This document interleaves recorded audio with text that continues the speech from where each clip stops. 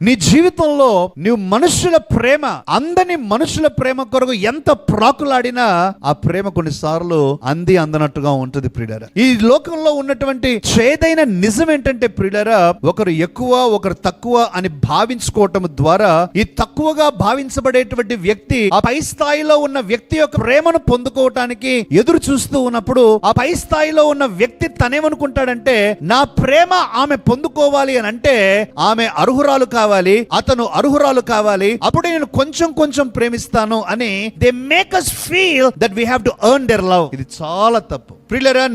నిన్నుగా accept చేయకపోతే ఏ వ్యక్తి నువ్వు ఎంతగా మారినా ఎన్ని చేసినా నీ జీవితంలో ఆ స్వచ్ఛమైన ప్రేమ దొరకదు. నిన్నుగా యాక్సెప్ట్ చేయాలి. They have to accept just as you are. ఒకరి బాధ నుంచి సంపాదన చేసే కర్కశులు కట్టిన హృదయులు ఈ లోకంలో ఉన్నారు. కొన్నిసార్లు నీ కుటుంబంలోనే ఉంటారు.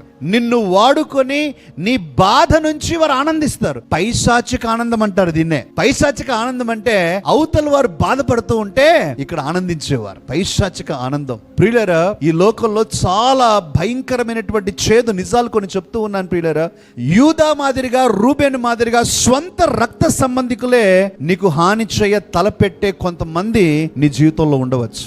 వారి పేర్లు ప్రియులారా కొన్నిసార్లు అమ్మ కావచ్చు, నాన్న కావచ్చు, స్వంత అన్న కావచ్చు, తమ్ముడు కావచ్చు, అక్క కావచ్చు, చెల్లి కావచ్చు, బావమరుదులు కావచ్చు, ఆడపడుచులు కావచ్చు. నువ్వు సంతోషంగా ఉంటే వారు కడుపు మంటగా వారు ఒప్పుకోరు. నీకు హాని చేయాలి, నీ బాధలో వారు ఆనందించాలి. నువ్వు ఎంత ఏడిస్తే అంత వారికి సంతోషం. ప్రియులారా, ఇది ఇప్పుడు జరిగేది కాదు, యోసేపు నుంచే ప్రారంభమైంది. అంటే మనం బైబిల్ని ప్రియులారా చిత్రీకరించుకోకుండా ఊరికే ప్యాసేజ్ మనం చదువుకుంటే వెళ్తే అర్థం కాదు. కానీ if you can just picturise, ఒక చిత్రీకరణ చేసుకుంటే, యూదా ఇష్మాయిల్తో మాట్లాడుతూ ఉన్నాడు. ఏమని, అయ్యా ఎంత ఇస్తారు మా తమ్ముడికి, బాగా అందంగా ఉన్నాడు, బలంగా ఉన్నాడు, ఎంత ఇస్తారు? ఏందన్నా నువ్వు చేసేది, నన్ను నమ్మేస్తా ఉన్నావా? నేనేం మీకు నష్టం చేశానన్నా, నన్ను అమ్మేస్తా, ఊరుకోరా, ఎంత ఇస్తారండి మీరు చెప్పండి? బేరమాడి 20 వెండి నాణాలకు అమ్మేశారు ప్రియులారా.